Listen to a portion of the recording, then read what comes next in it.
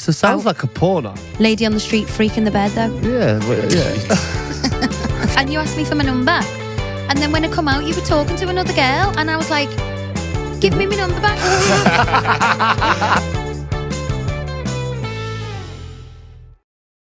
Hi, I'm Abby Clancy and I'm here today with my gorgeous husband, Peter Crouch.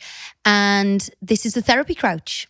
The Therapy Crouch is a safe space to get things off our chest, talk about relationships, our lives. You know, I think not a lot of people actually know us for who we are and, you know, see things in the press and kind of have misconceptions or preconceptions of us. So, you know, it's just a chance to get to know us a little bit better. You know, we've been together for 16 years. We've got 4 kids, 2 cats, 1 dog.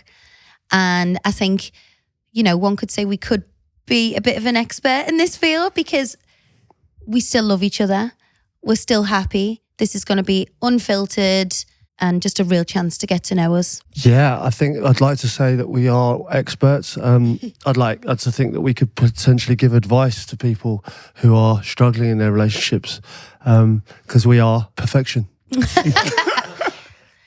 We're joined here today with our producers, John and Ross will be acting as our therapist. You know, if it gets a bit heated in the room, Ross can step in and, you know, take my side, obviously, because I'm always right. It's not wrong.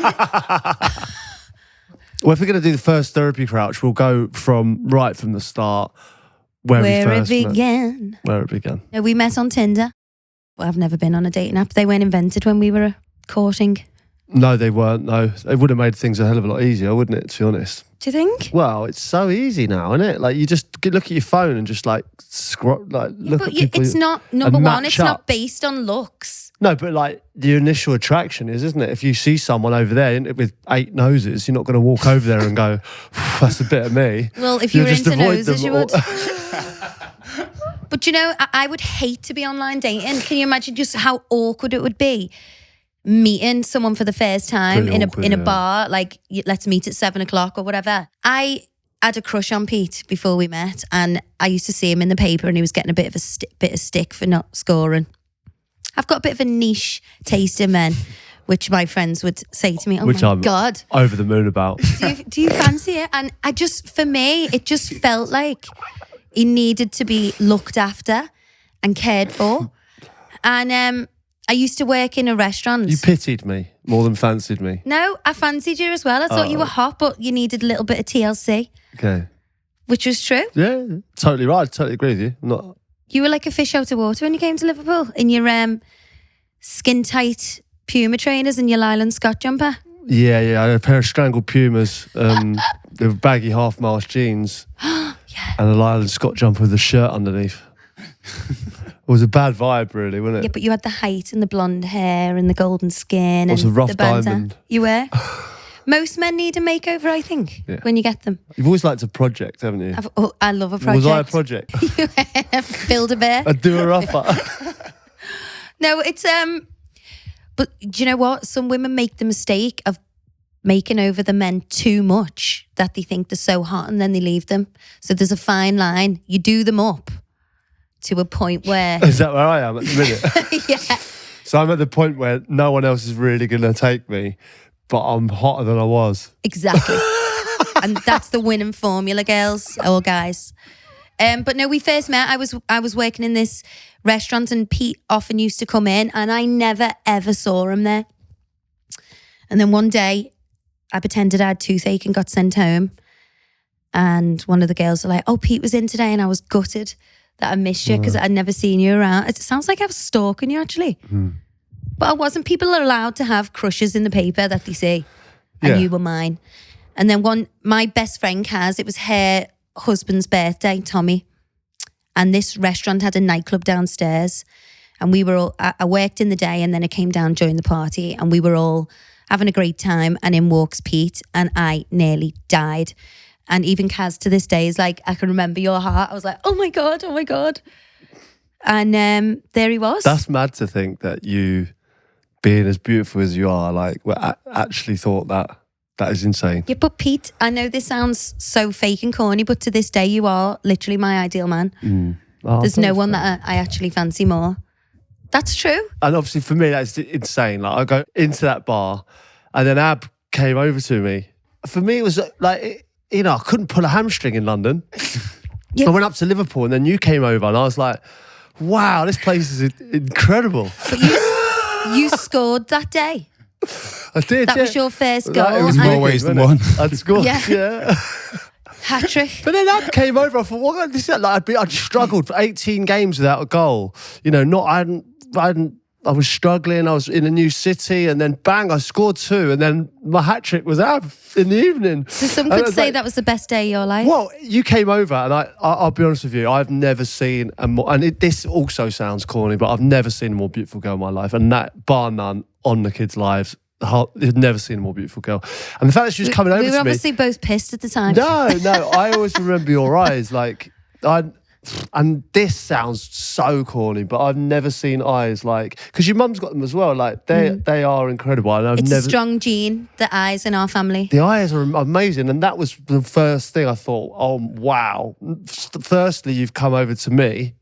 Secondly, you know, you're the most beautiful girl I've ever seen, and third, you were just so much fun. Like you had loads about you. You know, instantly you were funny, you were engaging, you were, you know, intelligent. You had absolutely everything. Because I remember seeing you and I was going to the loo and I just thought, do you know what? I'm just going to say hi. Well, I'm glad you did, because I probably wouldn't have gone over to you. I'd probably gone, there's the fittest girl in the club. One that whoever's a lucky fella. I remember being with Steve Finnan, and obviously this encounter was happening, and I'm not gonna lie, Ab is the most beautiful girl in this whole bar. So, you know, people must be looking at me going like, wow, and then see the phone exchange and me typing in number, Ab taking the phone, putting a number in, and then you know, obviously she walks off, and then I just tell, I was with Steve Finnan, I just turned to Finns as if I was Don Juan DeMarco. Juan? Like, wow. Like, yeah, that's how I roll, Finns. But you're saying all this. So after our brief encounter, I was like, oh, I knew you'd score, well done. Then I went to the toilet. I come back, you were speaking to another, and you asked me for my number. And then when I come out, you were talking to another girl, and I was like, give me my number back. Yeah, I should have known you were a psycho. I knew there was a flaw. I should have known you were a psychopath. I'm not a psychopath. Well, I'm just territorial. Borderline. Yeah, but I like that as well. Like I can't sit here and say, yeah, sometimes you do go over the top with that sometimes, but I'm not going to sit here and go like, it's not nice, because it shows you care. I think if you just went, oh, you know, do what you want, go out. You're the least jealous person. No, I am. No. And it makes me so angry. I would love you to get jealous. No, the only time you got jealous is when I was watching that Viking thing. So there's this show, the Vikings, and they're all unreal.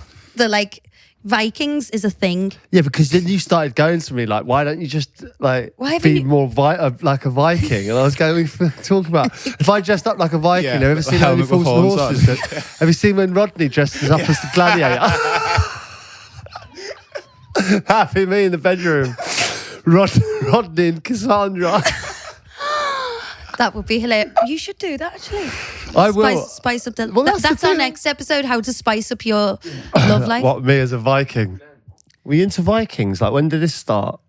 When I saw that show, I love them. Mm. They're just cool.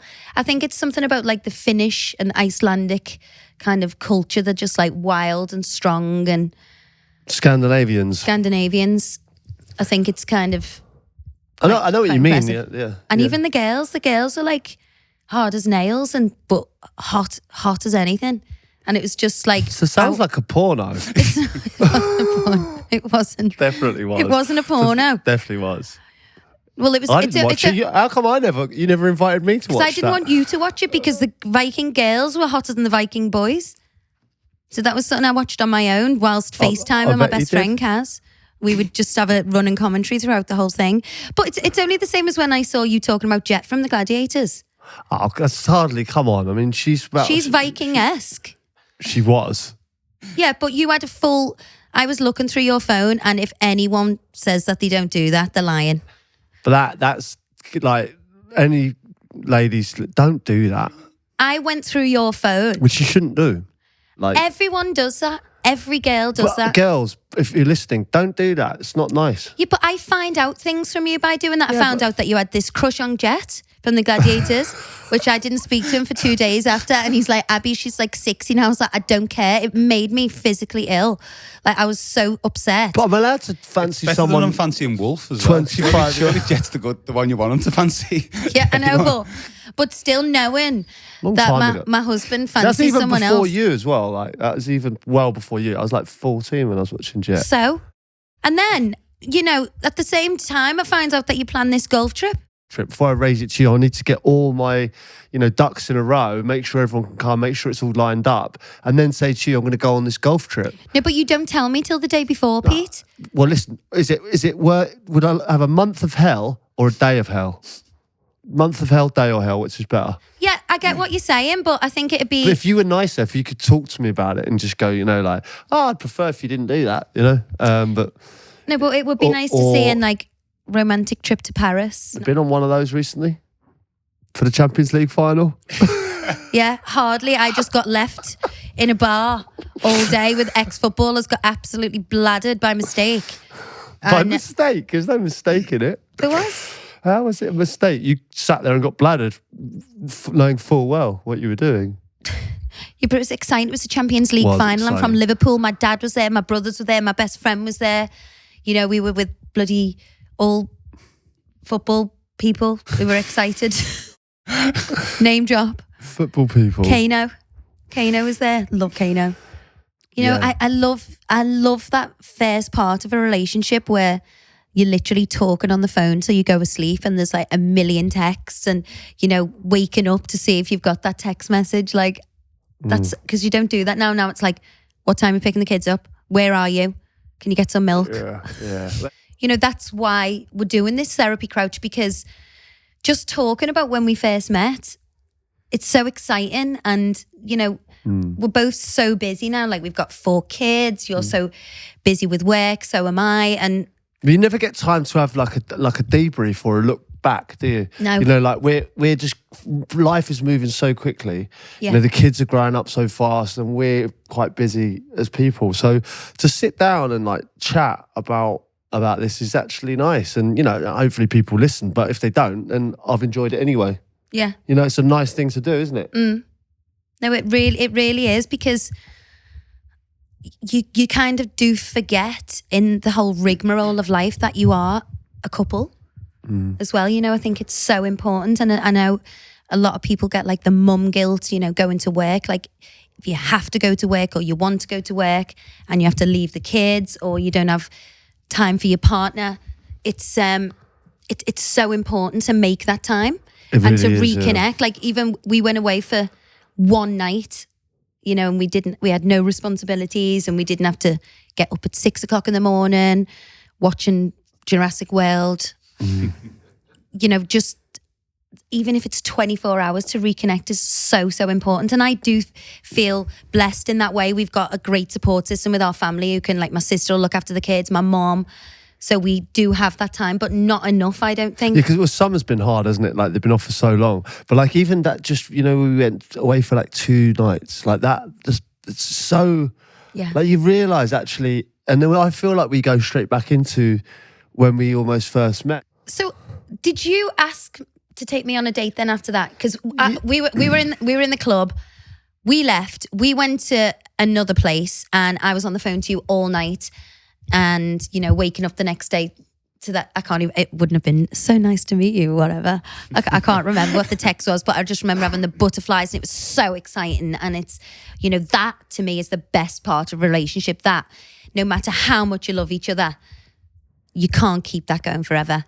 Yeah, no, I remember, speaking to you, and like we just talked all the time, didn't we? Because you went away then. You went to Japan the next day, and I went on Britain's Next Top Model. Yeah, that's right. So there was a bit of time before we went on our first date. But that's why there was so much talking on the phone. It was like I was in Japan, but I was on a different time zone completely. Yeah. And then we would just call in like whenever we could, like constantly, and forever on the phone, weren't we? Yeah.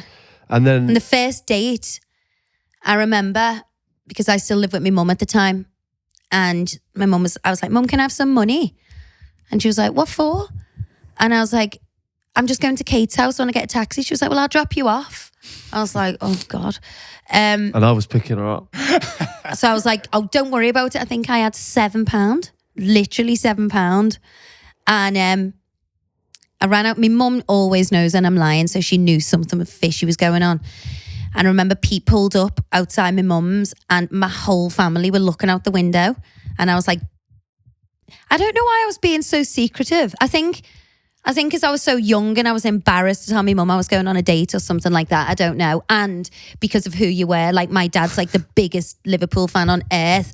But I remember telling them when we had a few dates and he went ballistic. He was like, can't believe you're going out with a football player.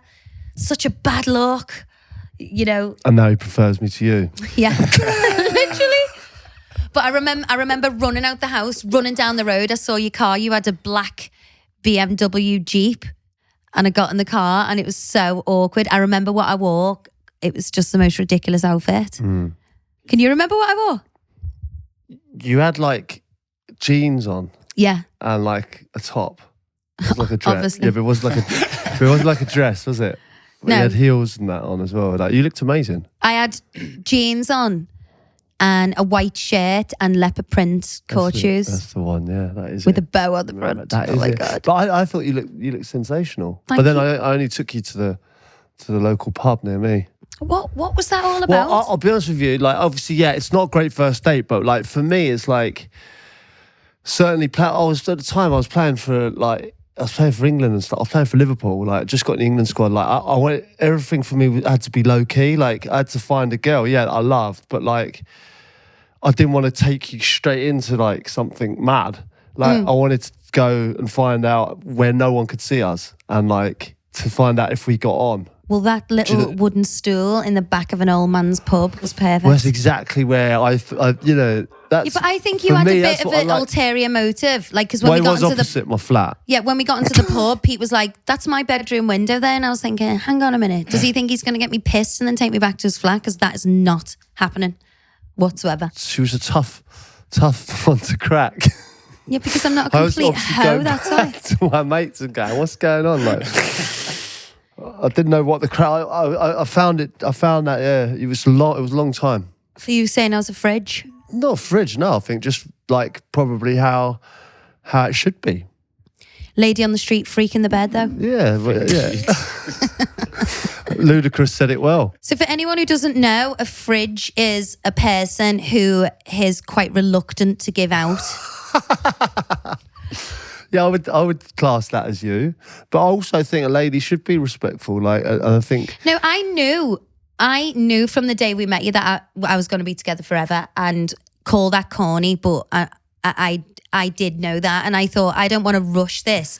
But for me, it was important to get to know you first and know that this was going somewhere before I jumped into bed. And also, when we went back to your flat, you didn't even have any sheets on the bed, as if I'm gonna. I did have sheet.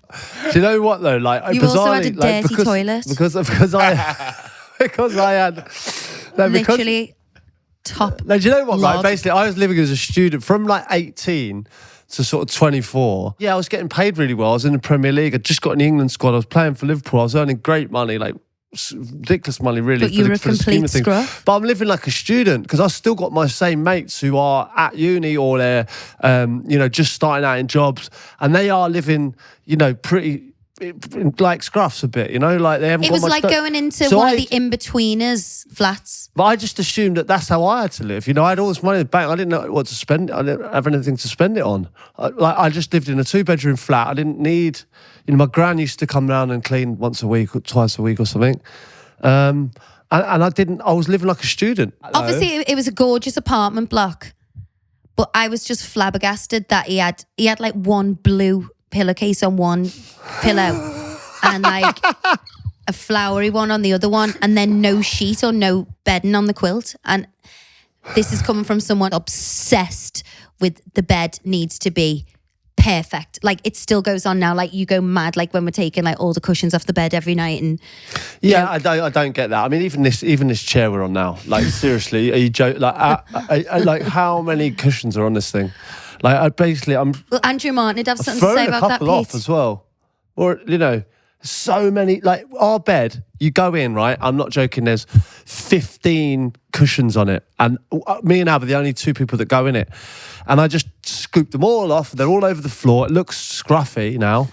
I do not understand it. You only need one pillow. Well, it makes me happy. I don't understand how you can play golf for 9 hours and walk around hitting a little ball with a big stick. Literally, it's the same thing. So you do you, and I'll do me. Okay? No, but like Ab doesn't have to watch me. Hit the little ball with a big stick. I have to Into a every little night hole. of my life. I have to clear all these cushions off. You know what I mean? Seeing like that doesn't. You're not involved in that. I don't want to be involved in the cushion thing. Well, my whole house is littered with scorecards and bloody caps and belts with aeroplanes on. 'Cause you're a total geek. Like, do you like my new belt covered with Spitfires? No, I Do you know don't. that? Do you know what? That's something like I reckon there's You look listeners. like a complete people listening twat. Listen to this. People that listen to this, like definitely email in or whatever we have to do. You got to email in because there will be. I know because my mum used to go mad at my dad for this, like leaving little tiny golf pencils, scorecards. I hate it. I bin them instantly. The markers, tees get everywhere. The tees are everywhere. Oh my God, teas. And what they do as well, they also split a bin bag.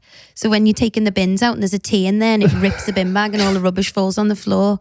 Pet hate. They shouldn't even be allowed teas. I hate them. I hate anything to do with golf and football for that matter. Like, seriously.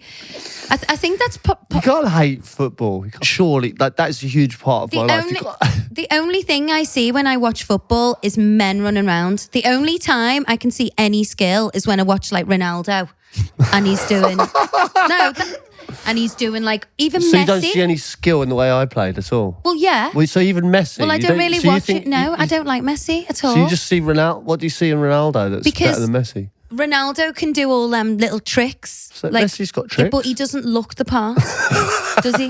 Now we get to the nitty. I don't want to look at him. You Do you know what I mean? He's too small and... You'd rather look at Ronaldo. Ronaldo's not my type at all, but he's got star quality, Pete. No one can deny that. He's the most famous man in the world. I like football. I like penalties. I hate it when you have to do the 15 minutes extra. I'm like, can't you just scrap that and go straight to penalties? But that's a valid point. I mean, you're making a lot of sense. Like, some people do think you should just go straight to penalties. You definitely should because... The 30 minutes extra, pointless, you think? Yeah. Because they're just getting more tired. It's just drags the whole thing out. Where at least penalties... Drags the whole thing out. So you know what I mean? Yeah, but people enjoy the thing. Yeah, but I don't. So, no, but I'm saying you can't just scrap it because you don't. Like I don't enjoy I think some should be things. banned altogether. No, okay. No, and for me... Why? There's obviously a deep-rooted reason. There is a deep-rooted reason. My whole life, my dad is a football fanatic. My brother played football from the age of 8, like played for Liverpool, Everton, Blackpool. So my whole childhood literally consists of me being cold and wet and bored, standing in a field somewhere. Get that. My sister felt the same way at times. So even when I kind of wasn't phased going out with you for like the glamour side because I was just like, oh God, football. I don't want to talk about that. Yeah, but I think that's why we work, because we don't talk about it. Like, I come home from a match and if I've played well or badly, you change the subject instantly. And some people might think that's a bad thing. For me, it's the perfect thing. We come home and we just talk about something completely different. Yeah. I love that about you. I remember calling you once when it was like 10 to 3 going, why aren't you answering your phone? I've been trying to call you. I think I was in the paint shop or something. No. That was when my phone was on a dock in the change room playing the music. And the lads, we're literally about to go out for a game, 10 to 3. And I said, have a look, Ab's calling me. And then I think it was, the manager, Mark Hughes, said just to answer it. Because it was all, like, the music stopped and we're all getting hyped for a game. So I put it on loudspeaker and she goes, what do you think about these paints? I think it was like the Champions League final or something. No, it was like, I was playing at Stoke, but we had a Premier League game. And she was going, what do you think of these paints? I'm going like, I'm literally about to go out and play. Because I think I forget, like, because it's so normal for us. It's your job and I do my job. You just don't think, he's going to football. He's going to work. I don't even think football. I just think he's going to work. There is a rule about not having phones in that. Obviously, you do know that now, don't you? That I can't answer my phone. I know the rules. It's same applies to the golf course, doesn't it? No phones phone allowed on the golf course. And no women allowed. No, I didn't say that. He actually. No, he did. Say that. Pete said, "Come and meet me at the golf club." So we're members at this Pete's second home. He loves it more than me and the kids, I think, this place. So I went. I was like, "Where should I meet you?" He went, "Meet me in the clubhouse." I'm like, "The clubhouse? You sure? Can I go in there?" And he's obviously forgot that he told me this joke that no girls were allowed in the clubhouse. So I'm walking into the clubhouse, terrified, shaking, sweating, going, "Oh my God, I'm going into a no girl zone here." And the owner was in there, and I thought, "Oh my God." So I went over. He come over and he was like, "Hi, Abby," and I was like, "I'm so sorry, I'm in here." And he was like, "What do you mean?" I was like, "Oh, Pete told me, it's just for the male golfers only," and he was horrified. He was like, "What?"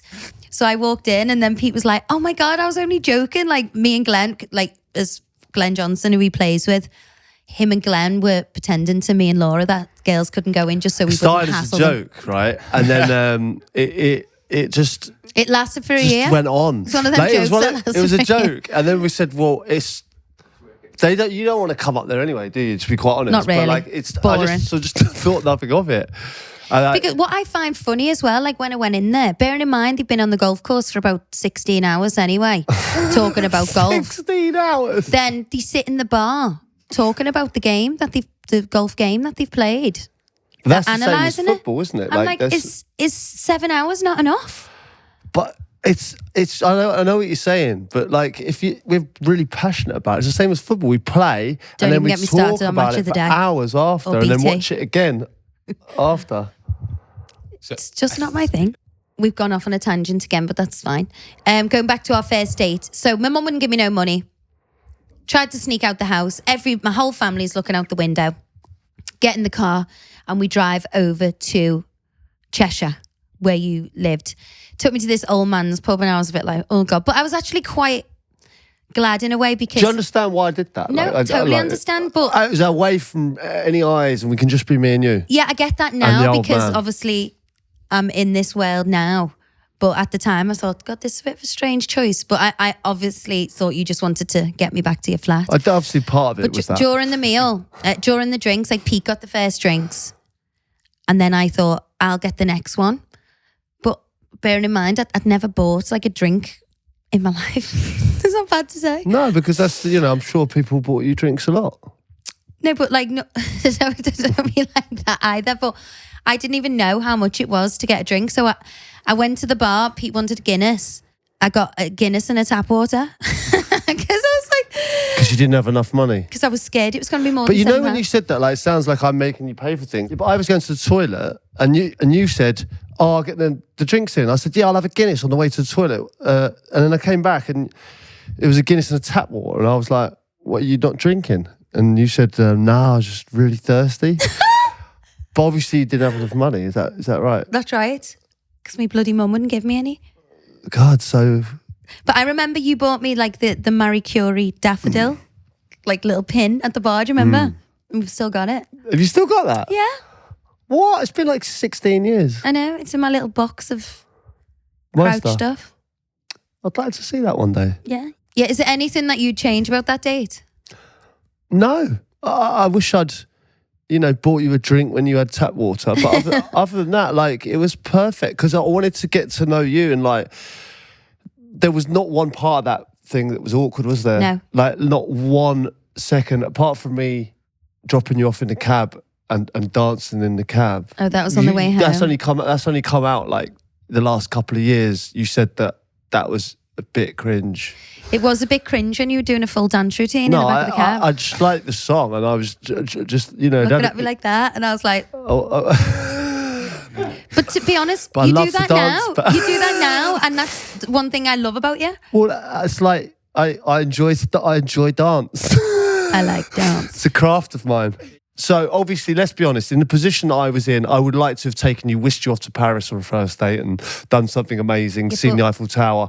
But like the position we were in, I just needed to get to know you. Do you know what I mean? And be in a quiet place near my flat, obviously. but What would your ideal first date be? I think the perfect first date. There's a perfect date and there's a perfect first date. Like a perfect first date would be just like super comfortable environment where you get to know each other, no awkward silences. Dinner, bar, dinner, bar. You know, daytime activity. No, not a daytime activity. Terrible idea, daytime activity. Yeah, because do you remember when for our anniversary you did that surprise trip to Monkey Island? Yeah, that was good. And I absolutely love a surprise. I very rarely have surprises because I either root and find things or look through your phone and find things. Honestly useless at surprising. So, I like surprising you and you like surprises. I love them. But you just can't cope with not knowing stuff. I know. At all. But this thing, so the brief was, wear sensible shoes. So I was thinking, what the hell? What are we doing? And I was like, what do you mean? He was like, flat, so comfy shoes. So I was thinking like we were going on some kind of walk or hike. So I was like, put gym stuff on and like trainers. Because I think for all girls or even boys, like nailing the outfit. I said look nice. But have sensible footwear. I thought that was the right thing to say. Smart casual. Smart casual, yeah. That's what I'd have said if it was me and you going on a date. But the thing is, so this sensible shoe thing had no relevance to whatsoever. It was a terrible shout. It was the only time I needed a sensible shoe was to step off land onto the boat. So I got a boat. It was basically this island. Bear in mind, I can sprint in stilettos. Yeah, it was a terrible idea because you can still get on a boat and it was like a real nice boat on the River Thames, glorious day. Oh my God, it was and like this hotel was weather. on an island. It hasn't got any monkeys on it or anything, but it's called Monkey Island, and it's like literally you go on there and you literally just ride this boat, don't you, down the Thames, and glorious houses, and you can have beautiful foods, lovely places to stop for lunch. So Ab wanted to look like Bridget Bardot. Instead, I looked was like Sporty Spice on the boat.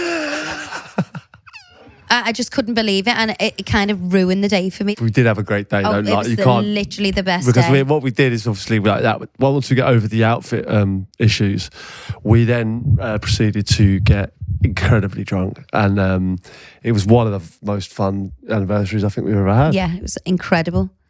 It was amazing. So I love surprises. So anything where you'd surprise me would be good. Okay, I'll bear that in mind. So guys, I know you've been hearing a lot from us, but we want to hear from you. I know you might have seen a few suspicious tweets and Instas going out lately. You know, we want to hear from you. We want to hear your stories. We could give you advice. We could be your agony ants. Agony Ab. Hey. Agony Ab. That's you. That's Agony Ab. That's right. Here we go. I can be your agony ab, and you know, get in touch, and you know, because I don't feel like our relationship is any different to anyone else's. We've got our highs, our lows. I think, you know, there's so many things we have in common with other people. Yeah, and I'd like to think that I could give some great advice, certainly to some of the fellas out there that are struggling with a lunatic of a wife. I could always be your shoulder to cry on. Yeah, talking of which, lots of people have been in touch already, and considering they don't know what they're getting in touch about, there's quite a few. This is the first one. Hi, Abbey and Crouchy. The new girl at work has taken a shine to me. She's considerably out of my league, but for some reason, it feels like it might be on. Whenever there are issues in the office, I am always the one she comes to for advice, even when she probably knows I am about as useful as an ashtray on a motorbike. I seem to make her laugh, and the lads at work have actually convinced me that I have a chance. How do I pluck up the courage to ask her out, and how do I not balls it up and then have to avoid her for the rest of time? That's David from Lincoln. Well, I'll take this one now if you don't mind, because this is very much my department. I think this is so cute. But like, so he's saying that obviously she's out of his league, but she's constantly coming over to him. So she obviously feels comfortable with him, number one. Yeah. He started to make her laugh, number two. Which is critical. But the only issue is that with this kind of situation is she friend zoning the him? friend zone, yeah. That is the issue. Is she totally like? Because if you uncontrollably fancy someone, you can't just go over and talk to them and just sit with them. I don't agree with that. No, I'm just saying there's two circumstances. She either really, really likes him, like, and wants to go out with him, or she thinks, look at him, he's really, really lovely and cute. A little bit of a loser. A little bit of a cute loser. David from Lincoln is not a loser. Is he like a cute loser that she feels sorry for and is just like trying to like... Well, this is the thing, I think. You being, the woman in this situation, out of his league, how would you see it?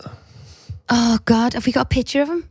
There's no pictures, I'm afraid. But to keep any longevity in a relationship, you have to make the other person laugh or vice versa. I think that's one of the main reasons we're still together. I make you laugh, you make me laugh, and most days is fun. Yeah. Would you agree? I would definitely agree with that. Can we just, for the purpose of the recording as well, like, can we just say that your silent laugh is a problem? Oh, yeah. That is the only issue. Like, your laugh is, I sometimes deserve more. I know, but I think I deserve need more sound. to go to like the doctor or something to see if he can bring out my laugh, because it's so bad. So this is why we're recording it to put on YouTube as well, because I want people to that.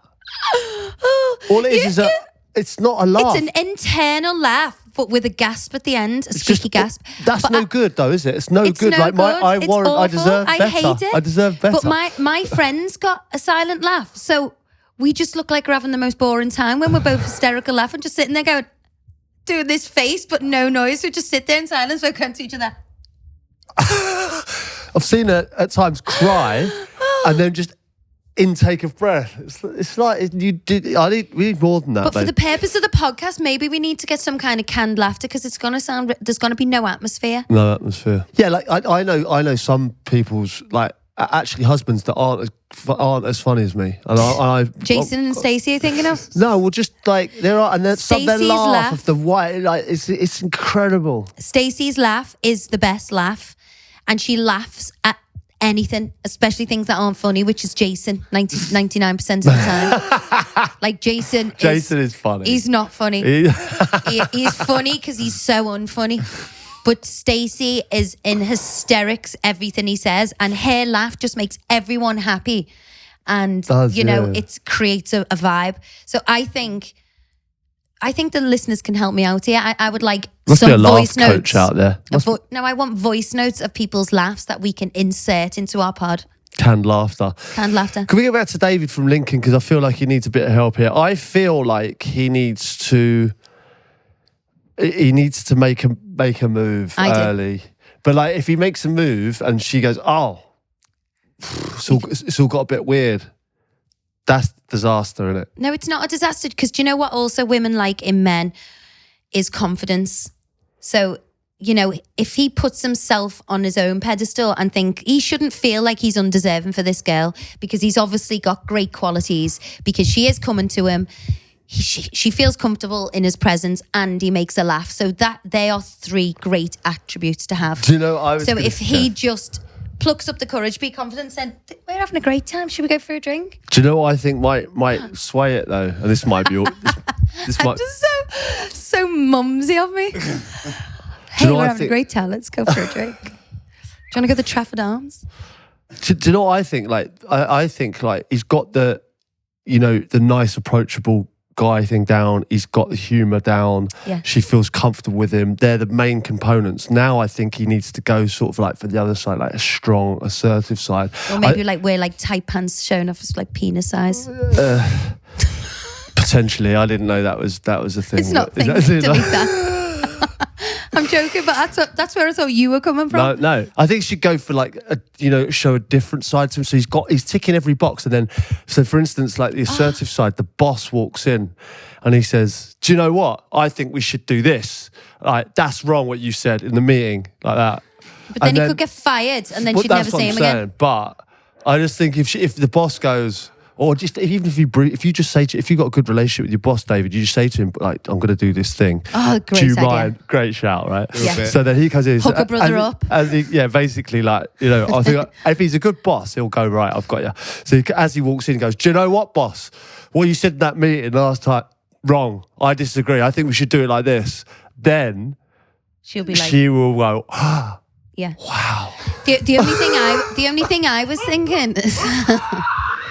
He's strong and funny. He's funny. He's approachable. He's nice, and he's assertive. Fourth box, another box tick. That's what you need to be more fucking Well, that's what I assertive. mean. That's why I thought of it. That's the only thing. That's what I say to you all the time. The only other thing I could suggest that he does is kind of give it a little bit of the cold shoulder. Treat them mean, keep them why keen. does that work with women though? It doesn't work with me. I don't get that. No, I don't mean being mean to her. It works 100%. Oh, Why? it definitely works. Why Girls treat them mean? What's the point? Why? I don't get it. I don't get it. I think, why on earth would you want someone who treats you like crap? But there's a lot of girls out there that... Oh, they love it. Like, do you know that whole, how was the date? It was great, but it was just too nice. What the fuck are you talking about? That's like going for a meal and going, oh, was the meal nice? Yeah, it tasted too good. I think this is...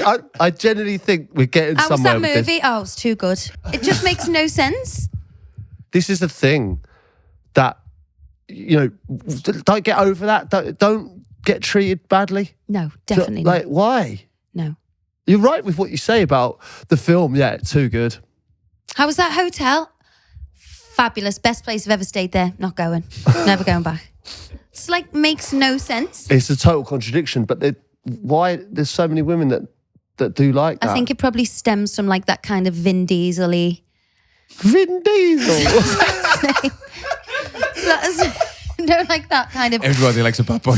Jason Statham, Vin Diesel character kind of thing. You know, they might be like really nice in real life. Yeah, but it's not manly to be an arsehole, is it? No, you know what I mean? Like, definitely that's what I'm isn't. saying. Like, I get being a man and being manly and being, you know, strong. Fix a motorbike and you know, stuff. or like a Viking. I get all that. Like, you know, fix a motorbike, and with a Viking who can With a fix a vest on. motorbike with a vest on is phenomenal. But you don't have to, you know, treat women badly, do you? Definitely not. And I, obviously being a mother of two boys, this is something that is key to me. Treating a woman with respect, or any partner, if it doesn't have to be a woman, treating anyone you love or like, or a potential partner with respect should be number one on the list. Let's kibosh this I'm into bad guys vibe. I think you should just go for it. She obviously likes him. And if she's a good person and, you know, it is friend zone, she'll just go, look, Dave, I love you, but not in that way. And there's plenty of people that, you know, have nicked out of their league. I don't know any, but I just want to say thanks to David there, because when people get in touch, it makes the episode, I think. Yeah, I do. It really stems conversation. And we got to the point there where we've banished all bad guys. Yeah. And Vin Diesel. Vin Diesel will never work again. Right, Anna from Wakefield, she says, Abbey and Pete, I think I need some big sis advice. I've been single for a while after ending my first long-term relationship, and I'm looking to get back into the dating scene. I've put myself out there and met a couple of people on the usual dating apps, and there's one guy in particular who I've been chatting to I particularly like. He has great chat and is also very easy on the eye, which also helps. I haven't slept with anyone since my relationship ended 6 months ago, and I'm afraid a couple of porn star martinis and a date with this gorgeous guy could send me over the edge. Do you think sleeping with someone you potentially really like on the first date is a bad idea, or should I just be young, free and single and enjoy myself? I'll leave this one to you, Abigail. Well, there's arguments for both sides. For me, my personal approach wouldn't be to sleep with someone on the first night. However, I've got friends who do and called me a grandma and saying, look, you're a grandma.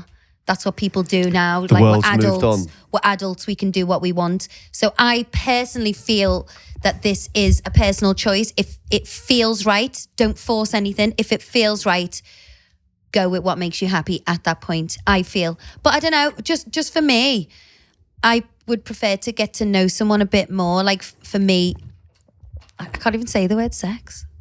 Having intercourse. Fucking hell. I feel, Why did you say having intercourse? because I feel like shy saying sex is amazing. Okay. Sleep with, maybe? Okay. For me, I think, for me, it would take me more time than the first date to sleep with someone. Anna seems like she's gagging for it, though. Oh my God.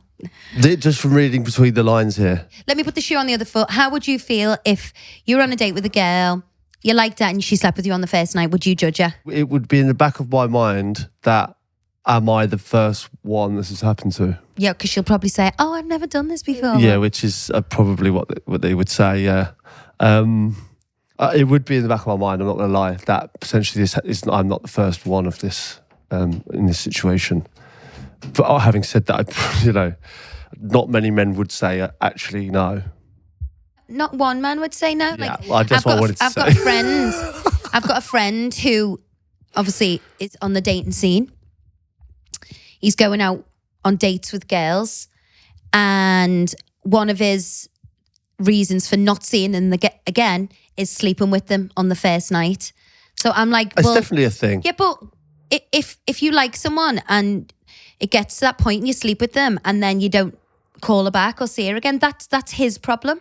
He's created that, not hers. That would be it would be a slight suspicion in the back of my mind. But if you like someone enough, you'd go past it.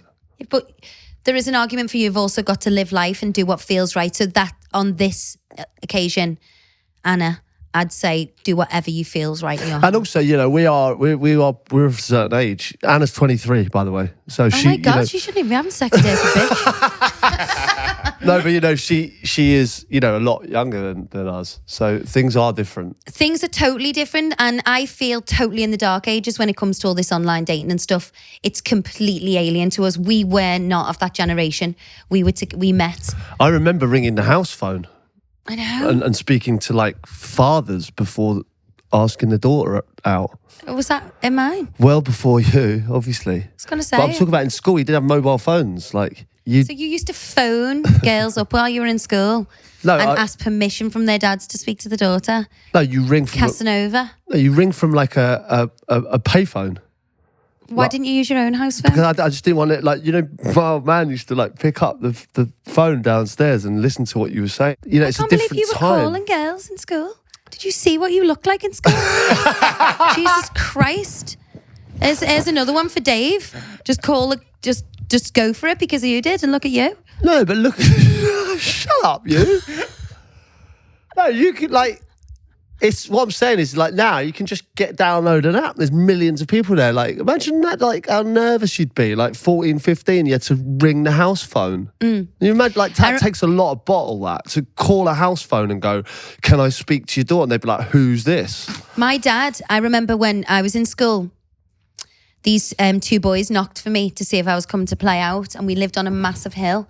And my dad opened the door and saw it was two lads and chased him down the hill, and he fell down the hill and cut all the chin, all the hands, all the knees were like ribboned. Really? We were petrified. Well, you would be, wouldn't you? Like I remember, for me, obviously she was on the other foot. Like, but my dad used to take the mick out of me constantly. Like, I remember there was a girl called Karen who lived opposite me. Karen. And we were like 10, 11, right? And she knocked for me one day. And I got on great with her. She was a nice girl, but she knocked on the door. Who is this Karen? I hate her. My dad was like, "Oh, Karen's at the door for you." And I saw his face, doing that face like, "Karen's at the door for you." And I went, "Oh yeah." And then he went, and I went, I wanted to die inside, like absolutely, like die.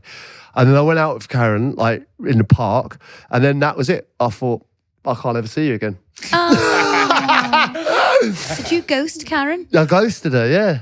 I ghosted her. I'd love Karen to get in touch with her perspective on that story. But she's probably, we were just like, we were so young. Like, it was nothing like that. Actually, don't get in touch because Karen could be like a fucking supermodel now. I don't want to ever see her again. I don't want to see her again.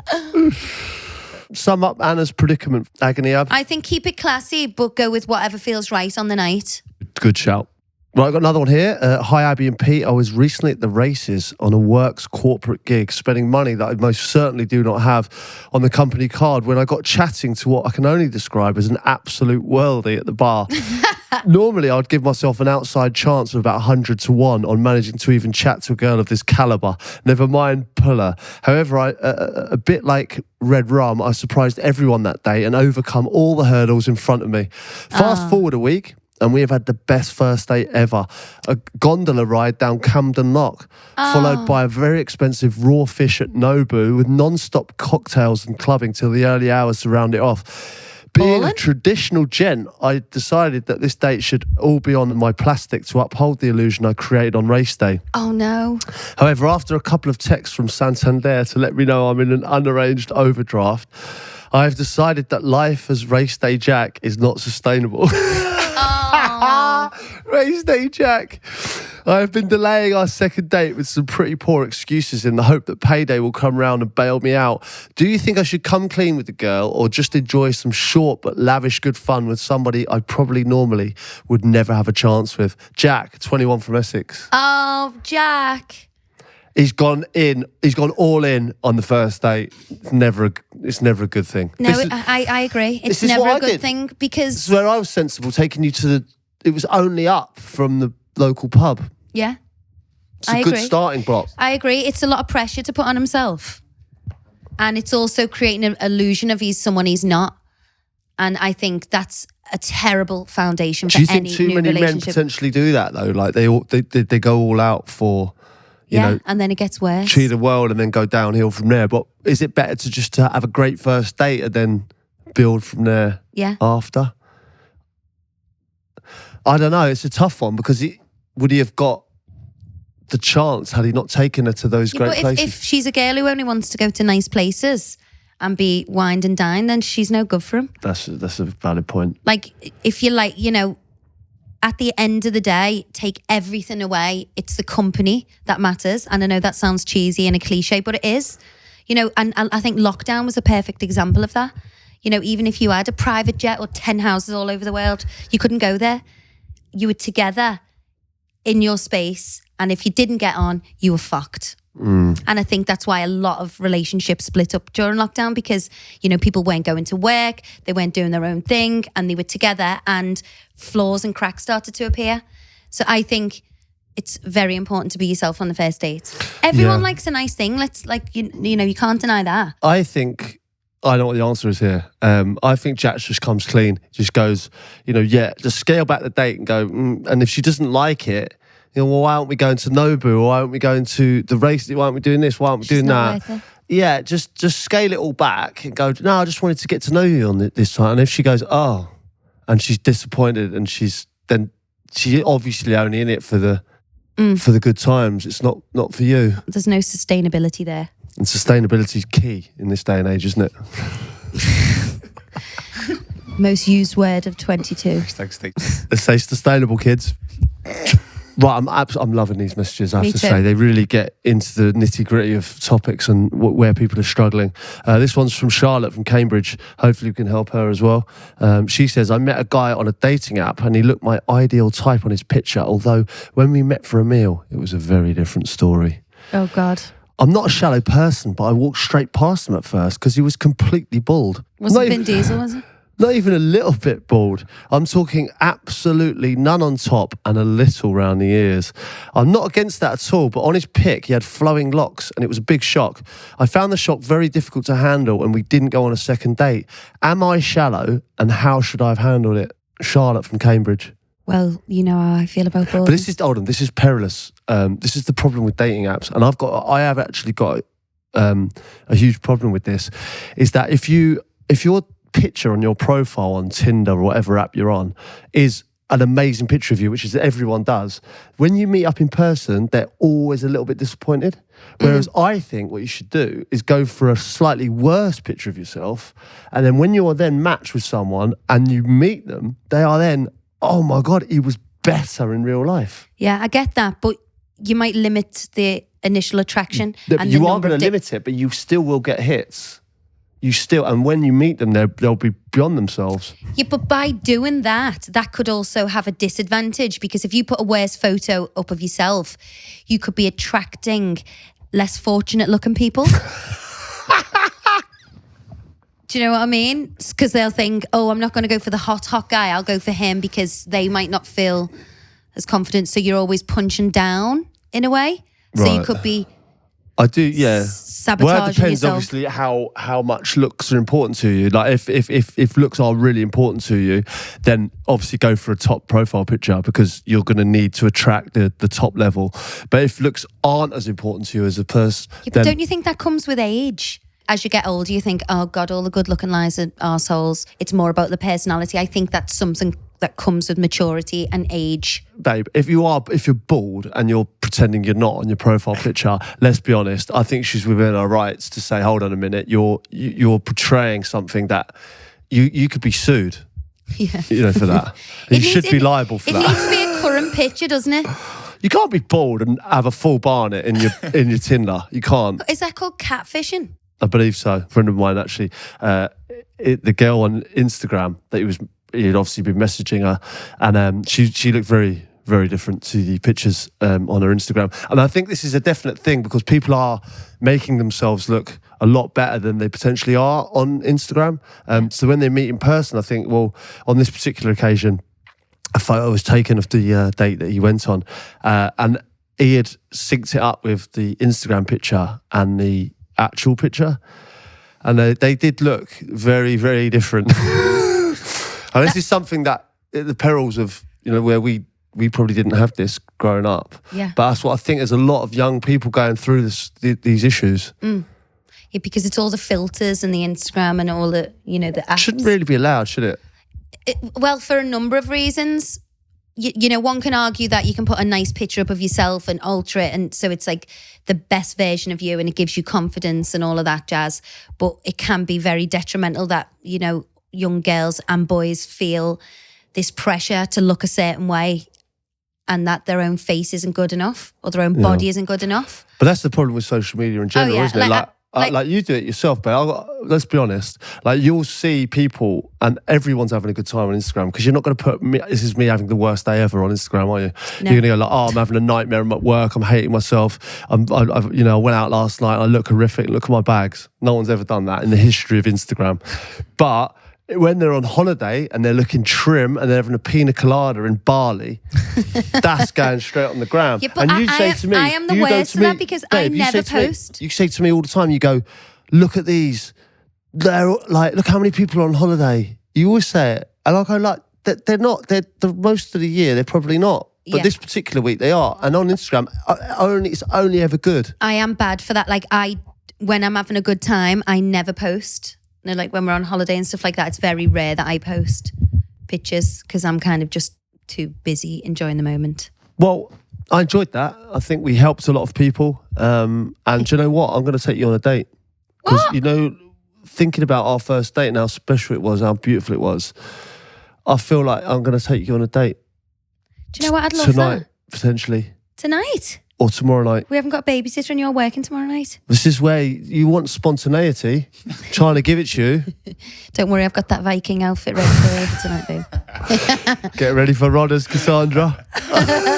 No, I actually love doing this. I think it's great to reconnect and reminisce about all our amazing times together. And I loved Agony Ab. I hope you enjoyed that, and we want you to get in touch. We want to know what topics you want us to discuss, if we can help you out with anything. You can catch us on our socials. I think people make it, and it gets us talking, gets us delving into our relationship. Yep. But also we can help you. I think that's important. I think it's important, so keep them coming. We love hearing your stories. Follow us on all our socials and get in touch. That's it for the Therapy Crouch.